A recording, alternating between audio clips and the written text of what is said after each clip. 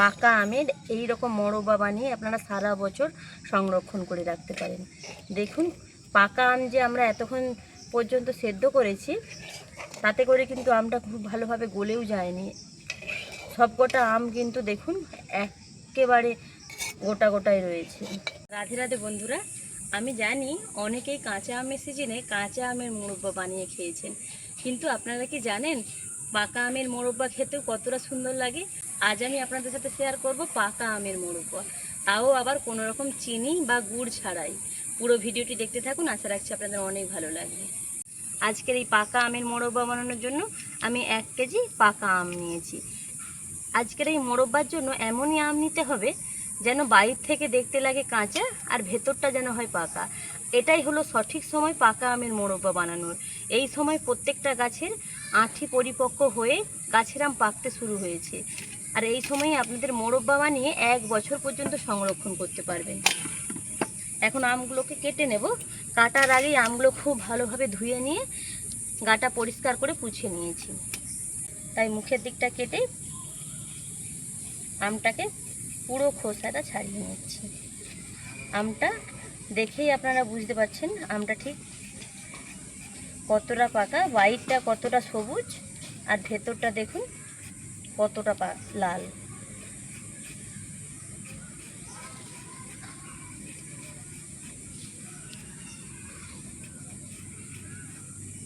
পুরো আমের খোসাটাকে ছাড়িয়ে নিয়ে আমটাকে কেটে নেব।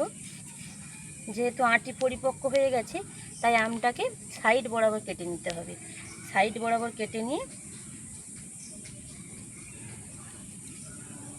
আমটাকে এই রকম 4 ভাগ করে কেটে নিতে হবে। আমটা কেটে নেওয়ার পর কিন্তু আর কোনো রকমভাবে জল দিয়ে ধোয়া যাবে না।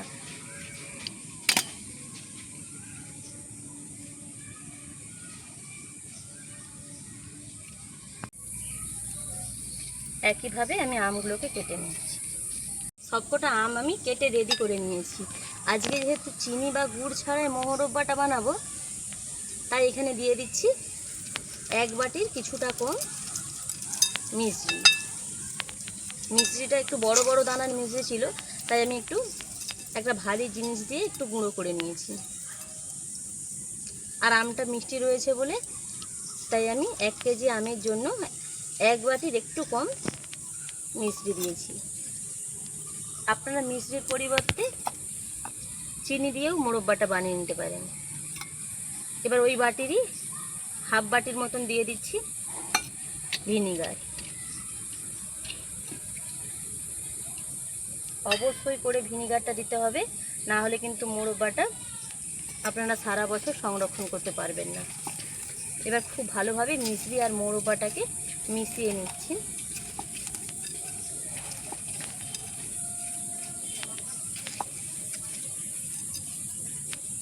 আলতো হাতে মিশাতে হবে, কারণ এটা পাকা আম রয়েছে।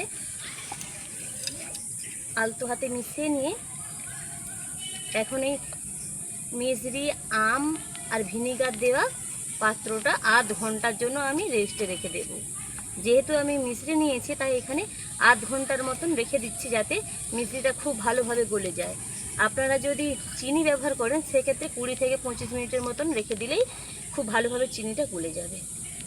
30 মিনিটের মতন আমের টুকরোগুলোকে মিশ্রির মধ্যে ডুবিয়ে রেখেছিলাম। এখন দেখুন মিশ্রি থেকে কতটা জল ছেড়েছে। আমি কিন্তু পুরোপুরিভাবে 30 মিনিটই রেখেছি।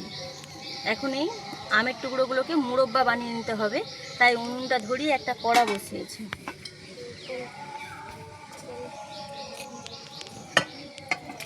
আমের টুকরোগুলো কড়ার মধ্যে দিয়ে দিচ্ছি। এখন মিডিয়াম আঁচে 15 মিনিট আমের টুকরোগুলোকে ফুটিয়ে নেব। তবে খুব একটা বেশি খুন্তি দিয়ে নাড়াচাড়া করব না, এতে করে আমের টুকরোগুলো, যেহেতু পাকা আমের মোরব্বা বানাচ্ছি তাই আমের টুকরোগুলো একটু নরম হয়।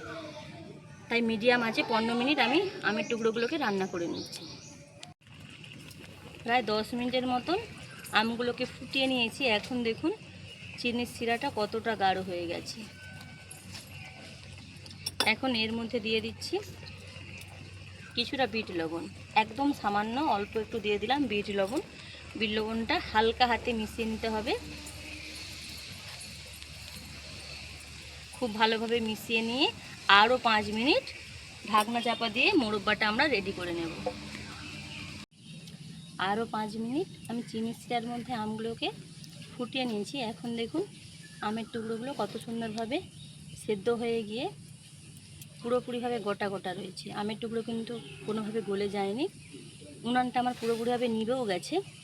এখন এই উনুনের বসিয়েই আমের টুকরোগুলোকে পুরোপুরিভাবে ঠান্ডা করে নেব। তারপরে আমি দেখাচ্ছি পাকা আমের মোরব্বাটা ঠিক কেমন হয়েছে। মোরব্বাটা পুরোপুরিভাবে ঠান্ডা হয়ে যেতে এখন কতটা সুন্দর দেখাচ্ছে দেখুন।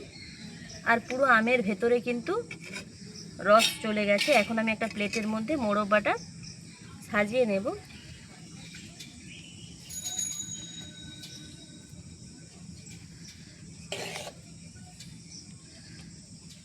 পাকা আমের এই রকম মোরব্বা বানিয়ে আপনারা সারা বছর সংরক্ষণ করে রাখতে পারেন। দেখুন পাকা আম যে আমরা এতক্ষণ পর্যন্ত সেদ্ধ করেছি, তাতে করে কিন্তু আমটা খুব ভালোভাবে গলেও যায়নি। সবকটা আম কিন্তু দেখুন একেবারে গোটা গোটাই রয়েছে।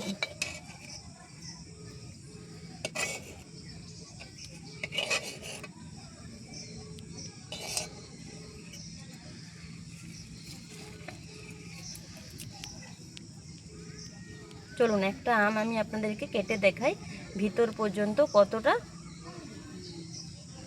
রসালো হয়েছে। দেখেই বুঝতে পারছেন আমের পাকা আমের মোরব্বাগুলো কতটা সুন্দর হয়েছে। আমটা কতটা নরম ছিল, আর সেদ্ধ হওয়ার পরেও কিন্তু আমটা একইভাবে রয়েছে। চিনি বা গুড় ছাড়াই আজকের এই পাকা আমের মোরব্বাটা আমি আপনাদেরকে বানিয়ে দেখালাম। এই মোরব্বাটা বানিয়ে আপনারা 1 বছর পর্যন্ত সংরক্ষণ করতে পারবেন। আজকের এই পাকা আমের মোরব্বা রেসিপি আপনাদের কেমন লেগেছে কমেন্টে জানাবেন। যদি ভালো লাগে লাইক শেয়ার সাবস্ক্রাইব করে আমাদের পাশে থাকবেন। ভিডিওটি এখানেই শেষ করলাম, ফিরছি এক নতুন রেসিপি নিয়ে। রাধে রাধে।